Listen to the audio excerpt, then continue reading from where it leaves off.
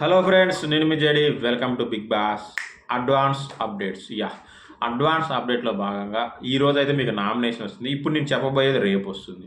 అవును, అంటే చీఫ్లను క్రియేట్ చేశారు కదా, మరి చీఫ్లను ఉత్తగా ఎందుకు ఉంచాలి, గొడవలు పెట్టాలంటే ఏం చేయాలని ఆలోచించి ఒక ఇది పెట్టారు.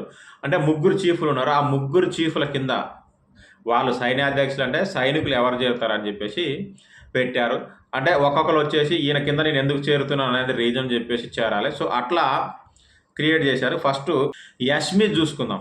యష్మి కింద వచ్చేసి ఆర్జే శేఖర్ భాష చేరాడు, పృథ్వీ, ఆ తర్వాత ప్రేరణ అండ్ అభయ్ నవీన్. అంటే ఎవరి రీజన్స్ వాళ్ళకున్నాయి. అంటే వీళ్ళ కింద చేస్తే మనకు స్కోప్ ఎక్కువ ఉంటుందేమో, అంటే మనం లీడ్ చేయొచ్చేమో, ఇట్లా రకరకాలుగా ఆలోచించారు. ఇక నిఖిల్ కింద వచ్చేసి సోనియా ఆకులా చేరింది. తెలివిగా సోనియా ఆకుల వాళ్ళిద్దరికే గొడవలు ఉన్నాయి. ఆమె వచ్చి ఈయన కింద చేరిందంటే మీరు ఊహించుకోండి ఎందుకు ఏంటంటే, అంటే బలవంతుడు, ఈమె వాదించే తత్వం కలదు. ఏమో బలం ఉందంటే ఒక బలవంతుడు కలిస్తే ఇంకా ఎక్కువ విన్స్ పొందొచ్చు అనే ఉద్దేశంతో చేరి ఉండొచ్చు, లేదా ఇంకేమైనా ఉందా కామెంట్ చేయండి. నిఖిల్ కింద సోనియా, మణికంఠ అండ్ బేబక్క, ఈ ముగ్గురు ఉన్నారు.